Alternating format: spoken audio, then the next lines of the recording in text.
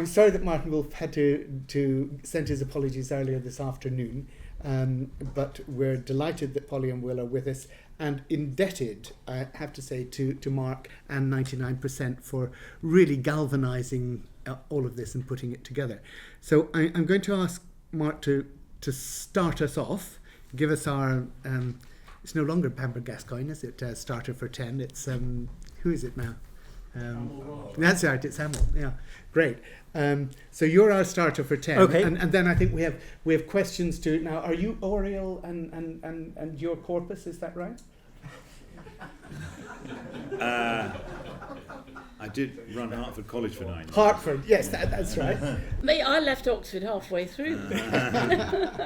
You thought better of it, right? Great. Okay. So, Mark. Thank you very much, Barry.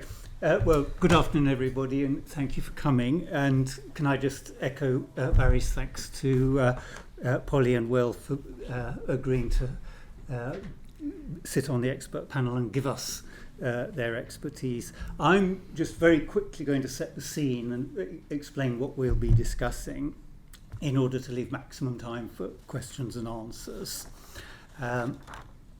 So, in terms of setting the scene, I'll briefly cover the need for national renewal, although I don't think I need to spend very much time on that because I think everybody's pretty well agreed there is a lot of need for it. But I did want to anchor a few key data points, in particular around what are voters' number one and number two issues, which are, as you know, cost of living crisis and the NHS crisis. So, just very quickly on those two, we have seen what is not literally unprecedented, but an almost unprecedented slump in most people's earnings. So this is median real, i.e. inflation adjusted, weekly earnings. And the blue line is what's actually happened. The red dotted lines are what we might have expected based on history. So you can see there's an enormous gap, and you have to go back about a century to see such a gap. We're now in a situation where the median earner is poorer today than they were in the year 2007 before the global financial crisis. And as a result of that, we have almost 1 in 3 children living in poverty. I know we're clashing with an event which is going to be drilling in much more detail into that.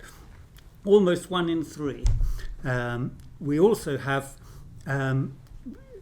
median household incomes in the UK set by the end of this year quite likely to be below the median household income in Slovenia.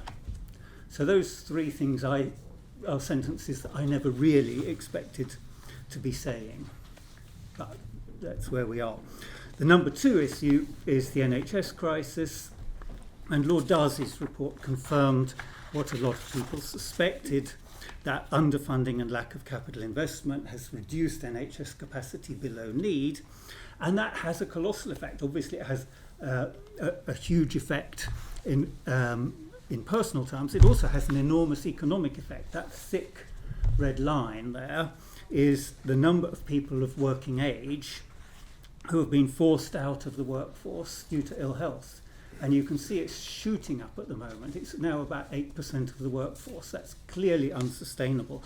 Our own research in the Rational Policymakers Guide to the NHS said, if we allow the NHS to fail, we will see the UK economy fail with it. So the argument's not so much about those points or indeed the other aspects of national renewal.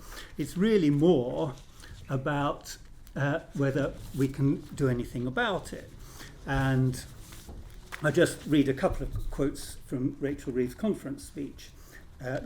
You're probably familiar with both of them. The first one, she said, but conference, because of that legacy left by the Conservatives, the road ahead is steeper and harder than we expected. You don't need to take my word for it. Figures released only on Friday showed another month of record borrowing. Debt at 100% of GDP. That's the inheritance that they left in black and white. And she also said, yes, we must deal with the Tory legacy, and that means tough decisions. But I won't let that dim our ambition for Britain. So it will be a budget with real ambition, a budget to fix the foundations, a budget to deliver the change that we promised, a budget to rebuild Britain. Well, it's vital for the country and for Labour that it's the second of those 2 points of view which really predominates in the way the budget is constructed. So I'll just spend a little bit more time on this, because these are some, the state of government finances is one of the potential blocks to action. So, as Rachel Reeves said, debt is now at 100% of GDP. And we are normally told that this is an extraordinary thing. You've probably seen the far right-hand end of this graph, and when you see that bit of it, it looks rather scary, debt shooting upwards. But actually, when you see the whole thing, what you can see is that 100% of GDP is essentially average. Whether you look way back to when records began in 1700, or whether you just look from 1900 onwards, it's the average level.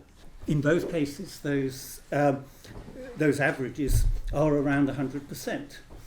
So there's nothing unusual about it. That's the first thing. It has enormous emotive power, but there's actually nothing unusual about it. More importantly, though, there's nothing really scary about it, because what we're often told is that if we were to allow debt to go above 100%, then two things will happen. The first is that it will naturally tend to spiral out of control, and the second one is that it will constrain growth.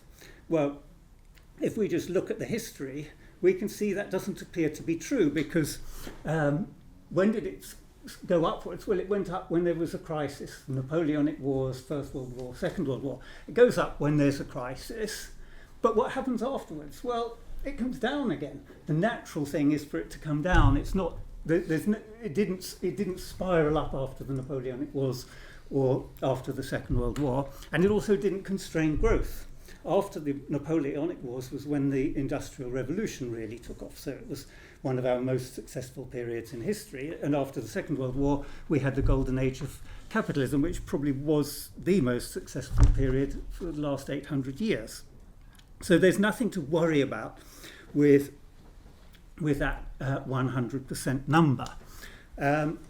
So if it's not simply the level of debt that we should worry about, what about simple prudence? Everybody knows that if you're running a corner shop, you can't just keep spending more money than you're receiving, or you're going to end up bankrupt. Well, that is, of course, true for corner shops and households. It's true for very small businesses, but it's actually not true for governments. There are four really quite big differences. The first one is perhaps the most obvious. A typical household doesn't have a license to print money. A government does, and that's not a theoretical thing that we run a fiat currency. This is an observable fact that since the global financial crisis, the government, via the Bank of England, has created 895 billion. So that is simply a fact. It can and it does create money whenever it really needs to. Secondly, if you're a household, if you're lucky, you might be able to earn for 50 years. So anybody who's lending you money is going to want it back while you're still earning.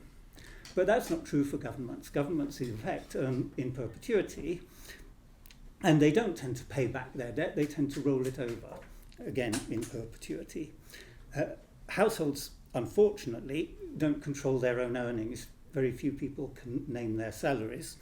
But governments can, within limits, control their income via taxation. But probably the most important difference is that households don't have responsibility for the entire economic system. So every person's expenditure is somebody else's income. That's something we know every time we buy something. It costs us money, and it's income for somebody else. If I decide to rein in my household income because I think it's prudent to do so, it does have a marginal impact on the businesses in my locality, but it's negligible. If government decides to do it via austerity, it affects every single business, every single person who was expecting to be on the receiving end of that government spending, and so it can do enormous damage to the economy. Just last week, I think, Jeremy Hunt was suggesting that rather than running a deficit, Labour could now be running a £39 billion surplus. Now, leaving aside the credibility of that number, suppose it was credible, suppose it could be done. Well, what would happen? That would be 39 billion deficit for additional deficit for the private sector. It would be economically absolutely ruinous. So this so-called prudence can actually be the height of irresponsibility. When we hear arguments about this sort of household analogy, I've never heard an argument that tackles those 4 points. If you hear an argument that says, well, we just have to manage like a household, and it doesn't tackle those points, it's just simply not a valid argument. And the final argument is, well, what about Liz Truss? We saw what happened to her when she tried to borrow. But if you look closely at the data, you don't see that picture at all. What you see, if you look closely, is that Johnson and Sunak borrowed far more, far faster than Liz Truss and Kwasi Kwarteng were planning to borrow. But the difference was that they did it at a time when inflation was low, and she did it at a time when inflation was not low, and she did not consider the inevitable response of the Bank of England, and so it came back to bite her. So there is actually an important lesson from the Liz Truss experiment, which is you really need to think through the institutional responses, but it's nothing to do with the level of debt. That really says to me that the need for national renewal is very serious, although it's not as serious as it was after the Second World War.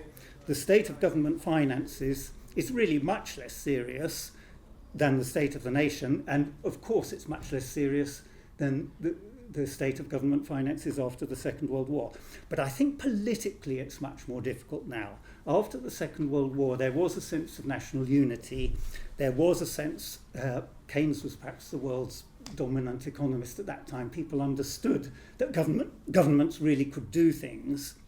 And so, although I think economically the decisions shouldn't be that difficult, perhaps they are tougher political decisions now than the ones that Attlee and Cripps faced after the Second World War.